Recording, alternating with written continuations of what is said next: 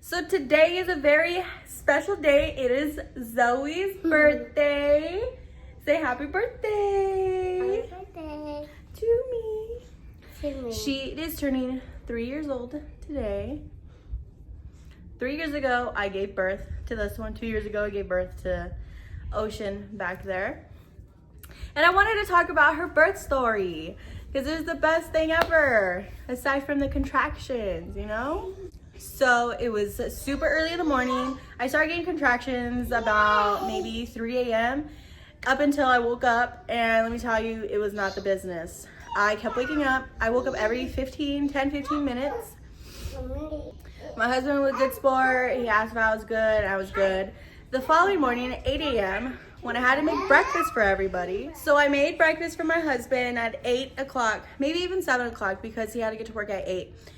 And let me tell you, I was rocking back and forth. I was like, oh, it's just Braxton Hicks. It is what it is, whatever. No. So I told my husband, go home, it's okay. So I told my husband, just go to work, it's fine, just be on call, you know, just in case. So then I'm talking to my dad, and my dad notices like I'm having these contractions, and he's like, are you okay? I'm like, yeah, I just feel like I have to poop, but I'm not, you know, I'm not pooping. And he was like, Google if you know what contractions are. That's everything I was feeling is what Google said contractions feel like. And I'm like, well then, we have an hour-and-a-half drive to get to the hospital. Let me call my husband. Call my husband. He was in an active shooter training. So we were active duty at the time. Active shooter training. And I called him. I'm like, you gotta leave. We gotta go. Bags packed. Get in the car.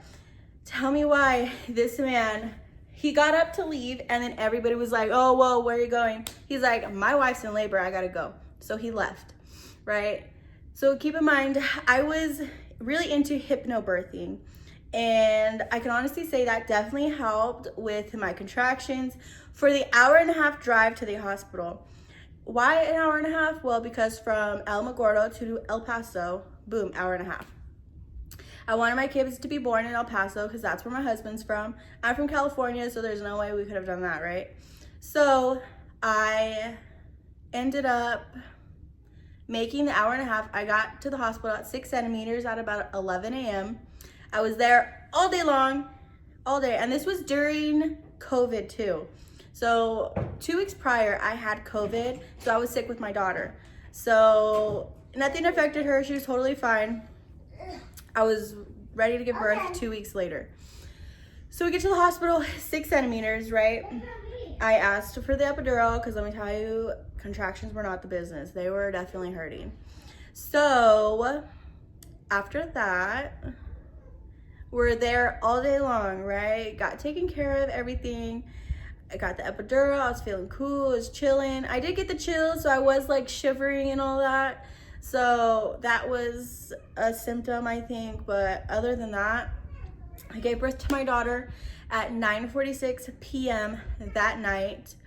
And unfortunately, she did have a heart murmur when she was born.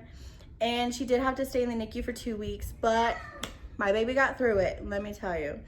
The NICU, that is a story for a different day. So that was my birth story. If you guys have any questions, put them down in the comments. Like, subscribe. I kind of just got straight to the point because honestly, birth wasn't too bad for me, at least for me. I did tear, and I did use some products to help me with postpartum and with tearing. I could put that in a different video for you guys.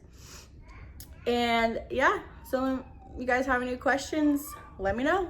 Hypnobirthing, look into it. Even if you don't, you know, do it to its completion, it helped me so much. Birth affirmations is immaculate. So I hope you liked my 3-year-old's birth story because I enjoyed actively giving birth. I did it twice, so it, you know. Love you guys.